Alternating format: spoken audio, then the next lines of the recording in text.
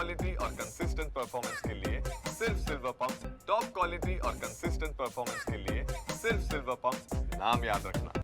मराठवाड्यात सध्या भीषण पाणी टंचाईची समस्या जाणवू लागलेली आहे। मराठवाड्यातमधले जे काही छोटे मोठे धरण पाझर तलाव होते त्यांच्या पाणीसाठ्यामध्ये मोठ्या प्रमाणात घट व्हायला लागली आहे। आपण बघू शकता की आपल्यासमोर हा जो दिसतोय तो छत्रपती संभाजीनगर जिल्ह्यातल्या लिंबे जळगाव इथला पाझर तलाव आहे। हा या परिसरातला सर्वात मोठा पाझर तलाव म्हणून ओळखला जातो।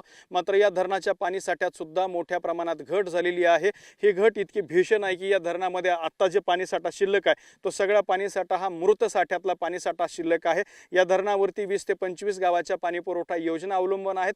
तर हजारो एकर हजारो हेक्टर शेतीला सुद्धा याच धरणातून पाणी साठा जो आहे तो सिंचनासाठी पाणी पुरवलं जातं। त्यामुळे या धरणातला पाणीसाठा कमालीचा घटल्यामुळे शेतीला आणि त्याचबरोबर पिण्याच्या पाण्याच्या योजनांना सुद्धा मोठा फटका बसणार आहे। या धरणामध्ये सातत्याने पाणीसाठा कमी राहत असल्यामुळे अशा स्वरूपाची ही जी काटेरी झाडे झुडूप आहेत हे या धरणामध्ये वापलेले असतात। त्यामुळे सुद्धा धरणाची विदीर्ण अवस्था झालेली आहे। याच काटेरी झुडपावरती कुठे कुठे आपल्याला या ठिकाणी पक्षी जे आहे ते बसलेले पाहायला मिळत आहेत। आटत चाललेल्या धरण साठ्यामध्ये जे काही भक्ष्य असेल ते मिळवण्याचा प्रयत्न सुद्धा या पाखरांचा या ठिकाणी सुरू असल्याचं सुद्धा आपल्याला पाहायला मिळतंय। त्यामुळेच या सगळ्या पाणीसाठ्यात घट झाल्यामुळे माणसांची असेल, पशुप्राण्यांची असेल, शेतीची असेल, या सगळ्यांचीच मोठी हाल जे आहेत या ठिकाणी सुरू असल्याचं आपल्याला पाहायला मिळतंय। आणि पाणीसाठ्यात घट झाल्यामुळे धरणाची सुद्धा ही विदीर्ण अवस्था झाल्याचं चित्र सध्या आपल्याला पाहायला मिळतंय। आणि असंच चित्र मराठवाड्यातल्या संपूर्ण पाझर तलाव आणि धरणांमध्ये पाहायला मिळतंय।